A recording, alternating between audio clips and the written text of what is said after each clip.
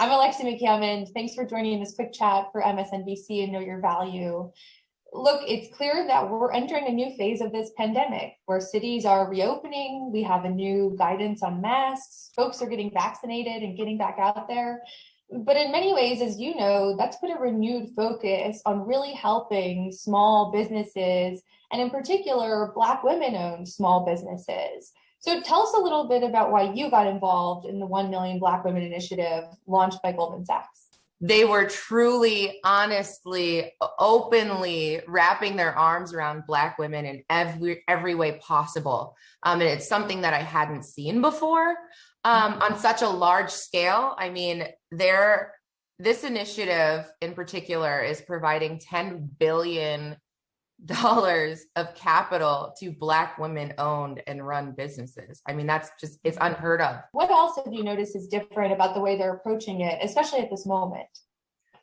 So what I've noticed is they're actually listening, which I think is really powerful. And one of those things that seems so obvious, but people aren't doing it.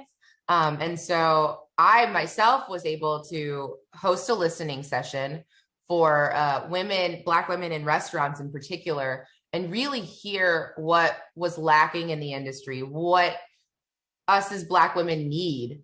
What you came to find out was that it's not just about the capital, it's about the community. And I feel like this initiative is also providing that. Take me to those listening sessions. What were you hearing from Black women, restaurant owners and restaurateurs in this space? So I myself am actually in the restaurant industry. And luckily we were able to kind of maintain during this pandemic. But the pandemic, I mean, it shattered the restaurant industry in general.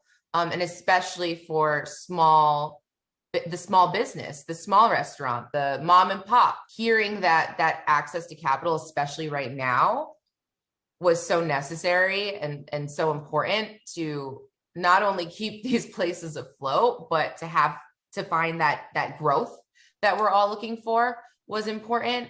And then just, understanding the different avenues that you can take to find the help. How is the pandemic and the devastating factors that it's had on the restaurant industry in particular helping you and other folks on the advisory council think through the particular solutions? Obviously, it's a 10-year investment, but I guess in the immediate term. I think for me in particular, it really had me placing myself in other people's shoes and really understanding it from, a boots on the ground perspective. What would people be surprised to learn about you and your journey so far? I'm a student of life. I am learning on the go, but I'm open and receptive to, learning new things and gathering all of the information. And I think that that's important. It's a part of being a business owner. And, I'm first generation. I watched my mom build up her hair salon. She was a stylist for 40 years, small business owner. And so I've seen that work ethic and that strength behind that. And it's something that I've carried with me through my own career. But I am just trying to figure it out just like everybody else. Yeah. I mean, you mentioned your mom and your own journey. Are those kind of the reasons why this is so personal to you in particular? Absolutely. I feel like, especially as a Black woman, I've heard no so many times, and you get to a point where you feel defeated sometimes.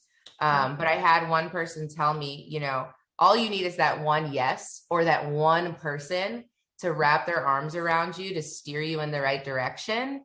And this program is doing that for a lot of women. After George Floyd's murder last summer, there was an influx of support financially and otherwise for Black-owned businesses. There's been some data that suggests that support has kind of slowed over the last few months, but I'm curious how you think about that moment, this sort of racial reckoning that we're having as a country right now, changes things for Black women business owners in this space, not just in the immediate term, but how we think about long-term solutions. Yeah, I think it's important and necessary and long overdue for us as Black women to be heard.